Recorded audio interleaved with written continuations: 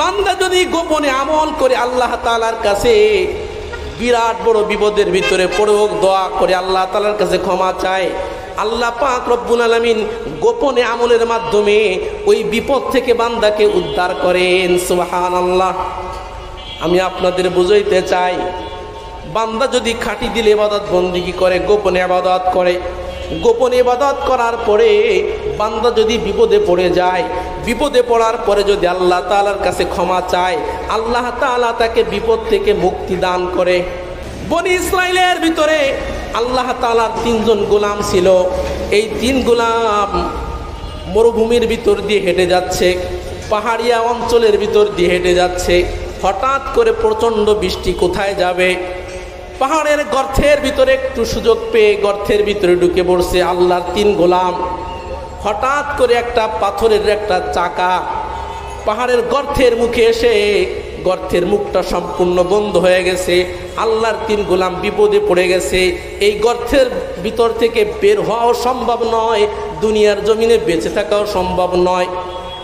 আল্লাহ তাআলার এই 3 গোলাম সিদ্ধান্ত করলেন, আমাদের মরণ হয়তো বা এখানেই হয়ে যাবে, তবে আমরা আল্লাহ তাআলার কাছে আমাদের জীবনের কোনো গোপনীয় আমল থাকলে ওই গোপনীয় আমলের দোহাই দিয়ে আল্লাহ তাআলার কাছে ক্ষমা চাইব।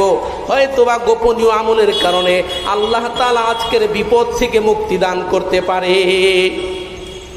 ভাইরা আমার, বন্ধুরা আমার, বনি ইসরাইলের 3 আল্লাহর গোলাম এই গর্তের ভিতরে যখন আটকা পড়ে যায়, তখন আল্লাহ তাআলার কাছে এক গোলাম দোয়া করে, রব্বুল আলামিন, আমার একজন মা ছিল, আমার মাকে আমি আমার জীবনের চেয়েও বড় ভালোবাসতাম, মায়ের খেদমতকে আমি সবসময় প্রাধান্য দিতাম।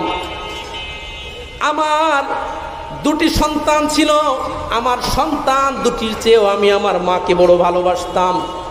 রব্বুল আলামিন, আমি পেশায় একজন ছাগলের রাখাল ছিলাম, সারাদিন ছাগল চড়াইতাম। সন্ধ্যাবেলা যখন ছাগল নিয়ে বাড়ি আসতাম, ছাগলের দুধ দহন করে প্রথমে আমার মাকে পান করাইতাম, এরপরে আমার বাচ্চাদেরকে দুধ পান করাইতাম। একদিনের ঘটনা, রব্বুল আলামিন, আমার একটু আসতে দেরি হয়ে যায়, আমার মা ঘুমিয়ে যায়। আমি যখন আসি, আসার পরে দেখি আমার মা ঘুমিয়ে গেছে। আমার মা ঘুমিয়ে যাওয়ার পর আমি ছাগলের দুধ দহন করলাম, আমার বাচ্চাগুলি কান্নায় ভেঙে পড়লো দুধ পান করার জন্য। রব্বুল আলামিন, এরপরেও আমি আমার বাচ্চাদের দুধ পান করাই নাই। আমি দুধের পেয়ালা নিয়ে সারা রাত মায়ের মাথার কাছে দাঁড়িয়েছিলাম। গভীর রজনী যখন হয়ে গেল, মার ঘুম ভেঙে গেল। মা আমাকে বললেন, বাজান, তুমি আমার মাথার কাছে কেন দাঁড়িয়ে আছো?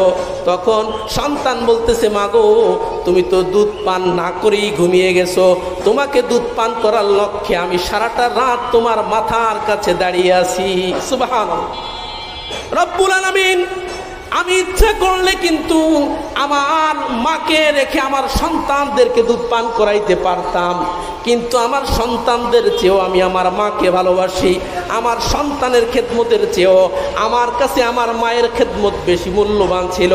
রব্বুল আলামিন, এই আমলটা একমাত্র আপনার জন্য করেছি, দুনিয়ার কোনো মানুষ জানে না। আল্লাহুম্মা ইন কুনতু ফাআলতু যালিকা ইবতিগা ওয়াজহিক। রব্বুল আলামিন, আমি যে গোপনীয় আমলটা করেছি, এই আমলটা যদি একমাত্র আপনাকে খুশি করার জন্য হয়, ফাফাররিজ আন্না মা নাহনু ফী। রব্বুল আলামিন, আজকে আমরা যে বিপদে পড়ে গেছি, আজকের বিপদ থেকে আপনি আমাদেরকে উদ্ধার করেন। আল্লাহর গোলাম দোয়া করতে দেরি হলো, কিন্তু পাথরটা সরতে চুল পরিমাণ দেরি হয় নাই। চিল্লায় বলেন সুবহানাল্লাহ। ভাই আমার, বন্ধুরা আমার, যেই পাথরটা গর্তের মুখে পড়েছিল, সে পাথরটা 3 ভাগের 1 ভাগ সরে গেছে, কিন্তু এখনো মানুষ বের হতে পারে না, আরো 2 ভাগ বাকি আছে। দ্বিতীয় নাম্বার, আল্লাহর গোলাম দোয়া করতেছে আল্লাহর কাছে, রব্বুল আলামিন, আমার বাড়িতে একজন শ্রমিক কাজ করত, শ্রমিক বিনিময় না নিয়ে বাড়ি চলে গেছে। আমি ওই শ্রমিকের টাকা দিয়ে ব্যবসা বাণিজ্য করছি। ব্যবসা বাণিজ্য করার পর এই শ্রমিকের টাকা দিয়ে আমি অনেকগুলো সম্পদ তৈরি করেছি। কিছুদিন পর ওই শ্রমিক আমার বাড়িতে এসে টাকা চাচ্ছিল। আমি ইচ্ছা করলে রব্বুল আলামিন শ্রমিক আমার কাছে যে কয় টাকা পাইতো ওই কয় টাকা দিলেই দিতে পারতাম, কিন্তু না, রব্বুল আলামিন ওই শ্রমিকের টাকা দিয়ে আমি ব্যবসা বাণিজ্য করে যে সম্পদের পাহাড় তৈরি করেছি, এই সম্পদের পাহাড়টা আমার শ্রমিক ভাইকে দিয়ে দিয়েছি। সুবহানাল্লাহ। রব্বুল আলামিন এই যে কাজটা আমি গোপনে করেছি, দুনিয়ার মানুষও জানে না। রব্বুল আলামিন দয়া করে মায়া করে এই কাজটা যদি আপনার জন্য হয়ে থাকে, তাহলে আজকের বিপদ থেকে আপনি মুক্তি দান করেন। ও মুসলমান, আল্লাহর এই গোলাম দোয়া করতে দেরি, পাথর 2 ভাগের 1 ভাগ আগে তো সরে গেছে, 3 ভাগের 1 ভাগ, আর 1 ভাগ পাথর সরে গেছে। সুবহানাল্লাহ। দ্বিতীয় নাম্বার, আল্লাহর গোলাম দোয়া করতেছেন, রব্বুল আলামিন আমার চাচাতো বোনের সঙ্গে আমার অবৈধ সম্পর্ক ছিল। আমার চাচাতো বোন একদিন আমার কাছে কিছু টাকা হাদিয়া চাইলো, আমার কাছে কিছু টাকা ধার চাইলো। আমি আমার চাচাতো বোনকে কিছু টাকা ধার দিলাম এবং তাকে বললাম তোমাকে টাকা ধার দিতে পারি, বিনিময় আমার সঙ্গে জিনা করতে হবে। চিল্লায় বলেন নাউজুবিল্লাহ। রব্বুল আলামিন আমার চাচাতো বোন জিনার জন্য প্রস্তুতি গ্রহণ করেছে, সে রাজি হয়ে গেছে। আমি ইচ্ছা করলে আমার চাচাতো বোনের সঙ্গে জিনা করতে পারতাম, দুনিয়ার কোনো মানুষ আমাকে বাধা দিতে পারতো না। এরপরে রব্বুল আলামিন আমি আমার চাচাতো বোনের সঙ্গে জিনা না করে আমার চাচাতো বোনকে আমি ছেড়ে দিয়েছি, আমার চাচাতো বোনকে টাকাগুলো হাদিয়ে দিয়েছি। রব্বুল আলামিন এই আমলটা যদি একমাত্র আপনার জন্য হয়ে থাকে, ফাফাররিজ আন্না মা নাহনু ফি। রব্বুল আলামিন আজকে আমরা যে বিপদের ভিতরে পড়ে আছি, ইয়া আল্লাহ এই আমলের ওসিলায় আপনি আজকের বিপদ থেকে মুক্তি দান করেন। ও প্রাণের ভাইরা, আল্লাহর গোলাম দোয়া করছে, দোয়া করার সঙ্গে সঙ্গে সম্পূর্ণ পাথরটা সরে গিয়েছে। আমি আপনাদের বুঝাইতে চাই, গোপনীয় আমলের এত পাওয়ার। বান্দা যখন গোপনীয় আমল করে, গোপনীয় আমল দিয়ে যদি আল্লাহ তাআলার কাছে দোয়া করে, আমার আল্লাহ সঙ্গে সঙ্গে বান্দার দোয়া কবুল করে। যেই আমলের ভিতরে ইখলাস আছে, যেই আমলের ভিতরে একনিষ্ঠতা আছে, এই আমল আল্লাহ তাআলার কাছে দামি এবং প্রিয়। আমি আজকে আপনাদের সম্মুখে গোপনে নেক আমল সম্পর্কে আলোচনা করব। দুনিয়ার জমিনে অনেক মানুষ আমল করে, সব মানুষ দেখানোর জন্য। দান করছে মানুষ দেখানোর জন্য, নামাজ পড়তেছে মানুষ দেখানোর জন্য, রোজা রাখতেছে মানুষ দেখানোর জন্য, হজ করতেছে হাজী সাহেব হওয়ার জন্য, জিহাদ করতেছে মুজাহিদ হওয়ার জন্য, দুনিয়ার মানুষকে দেখানোর জন্য সিংহভাগ মানুষ ইবাদত বন্দেগী করে। ভাইরা আমার, এই ইবাদত আল্লাহ তাআলার কাছে প্রিয় নয়। আল্লাহর কাছে প্রিয় গোপনীয় আমল, যেই আমল একমাত্র আল্লাহ তাআলার জন্য হবে। মানুষ দেখানোর জন্য যে আমল হয়, ওই আমলের ভিতরে শিরিক চলে আসে। গোপনে যে আমলটা হয়, এই আমলটা একমাত্র আল্লাহ তাআলার জন্য হয়। আল্লাহ পাক রব্বুল আলামিন সূরাতুল মুলকের ভিতরে জানায় দেন, আল্লাযী খালাকাল মাউতা ওয়াল হায়াত। আল্লাহ বলেন, ও দুনিয়ার গোলাম, আমি তোমাদের জীবনের জন্য, তোমাদের জন্য হায়াত সৃষ্টি করেছি, মওত সৃষ্টি করেছি। প্রত্যেকটি মানুষের জীবনে হায়াত আছে, মরণ আছে, জীবন আছে। রব্বে কারিম বলেন, হে দুনিয়ার গোলাম, একমাত্র লক্ষ্য উদ্দেশ্য হলো লিয়াবলুয়াকুম আইয়ুকুম আহসানু আমালা। তোমাদের আমল যেন সুন্দর হয়, তোমাদের আমল যেন ভালো হয়। তোমাদের আমল সুন্দর করার জন্য, তোমাদের আমল পরীক্ষা করার জন্যই আমি তোমাদের সৃষ্টি করেছি। ভাইরা আমার, বন্ধুরা আমার, আল্লাহ পাক রব্বুল আলামিন আয়াতে কারিমার ভিতরে কিন্তু অনেক আমলের কথা বলেন নাই। আমল কম হোক, কিন্তু আমলের মান ভালো হওয়া চাই। আমরা অনেক আমল করতে রাজি আছি, কিন্তু আমলের মান ভালো করতে রাজি নাই রে মুমিন। অথচ নবী আমার বলে, ক্বালা রাসূলুল্লাহি সাল্লাল্লাহু আলাইহি ওয়াসাল্লাম, আখলিস দীনাকা ইয়াকফিকাল আমালুল কলিল। নবী আমার বলে, উম্মত আমার, তুমি তোমার দিনকে খাঁটি করে সামান্য আমল করো। আমল যদি অল্প হয়, এই অল্প আমল তোমার মুক্তির জন্য, তোমার নাজাতের জন্য যথেষ্ট হয়ে যাবে। ভাইয়ের আমার, বন্ধুরা আমার, বলতেছিলাম আমাদের জীবনের মূল লক্ষ্য উদ্দেশ্য হচ্ছে একমাত্র আল্লাহ তাআলার জন্য আমল করা। একমাত্র আল্লাহর জন্য আমল তখনই হয় যখন আমলের ভিতরে ইখলাস আসে। আর আমলের ভিতরে ইখলাস আসে আমলের ভিতরে গোপনীয়তা রক্ষা করার মাধ্যমে। আপনি আমি যদি গোপনে আমল করতে পারি, মানুষ দেখানোর জন্য নয়, শুধুমাত্র আল্লাহ তাআলাকে দেখানোর জন্য যদি আমল করি বাজান, এই আমলের ভিতরে ইখলাস আসবে। এই ইখলাসওয়ালা আমলের মূল্য আল্লাহ তাআলার কাছে বেশি। ভাইয়ের আমার, বন্ধুরা আমার, আল্লাহর নবী সাল্লাল্লাহু আলাইহি ওয়াসাল্লাম বুখারীর হাদিসের ভিতরে বলে, আমার প্রিয় উম্মত যারা হয় তাদের বাহ্যিক আমল এবং গোপনীয় আমলের মাঝে কোনো পার্থক্য থাকে না। ও মুসলমান ভাইরা আমার, আমরা আমল করলে, মানুষের সামনে আমল করলে আমলটা বড় সুন্দর হয়। মানুষের সামনে নামাজ পড়লে নামাজটা বড় সুন্দর হয়। মানুষের সামনে যাকাত দিলে যাকাতের মানটা অনেক সুন্দর হয়।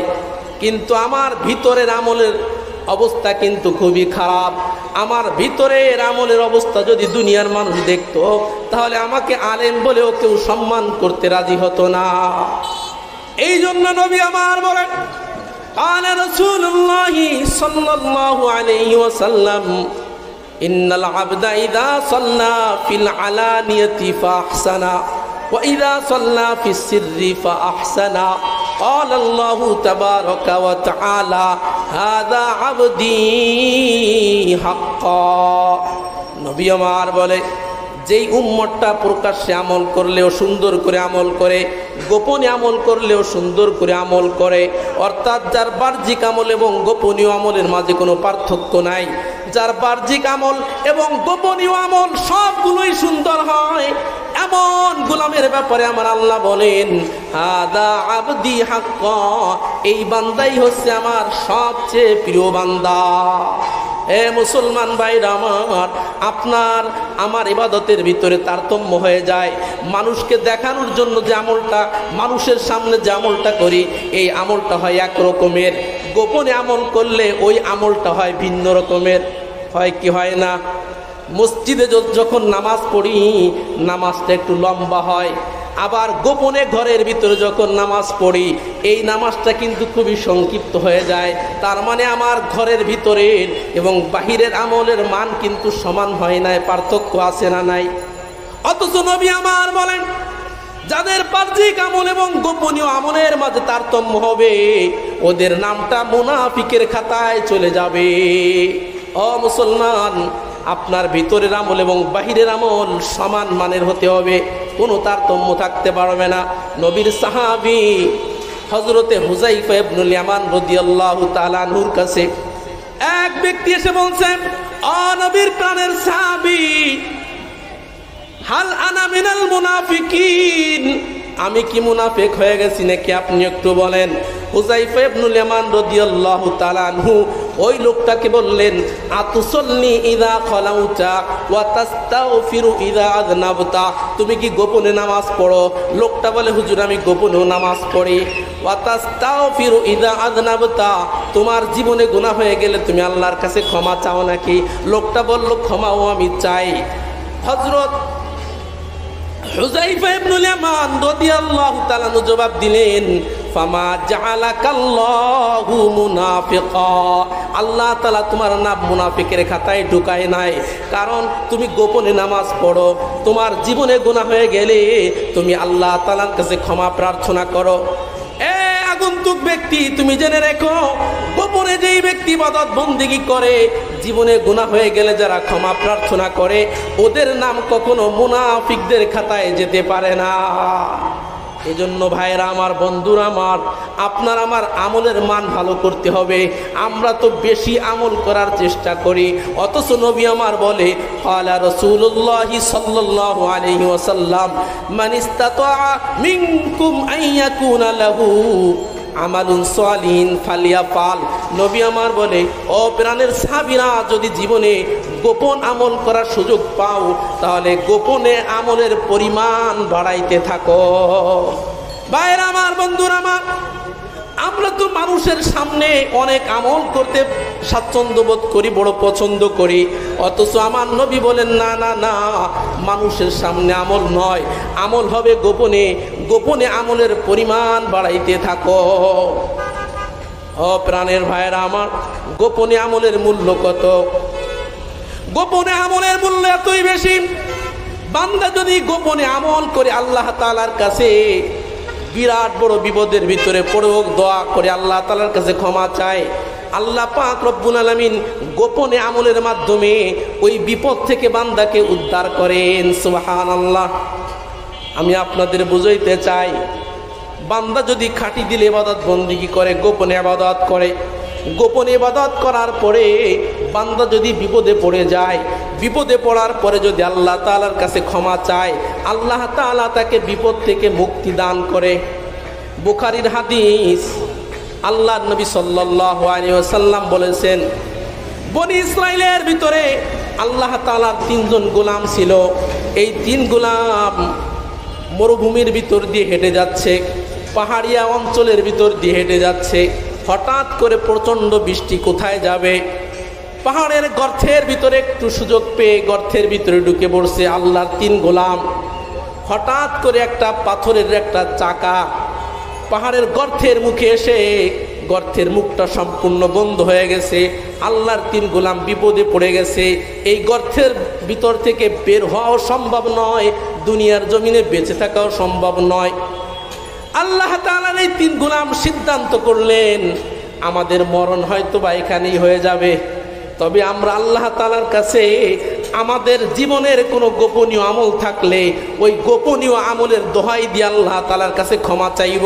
হয়তোবা গোপনীয় আমলের কারণে আল্লাহ তাআলা আজকের বিপদ থেকে মুক্তি দান করতে পারে।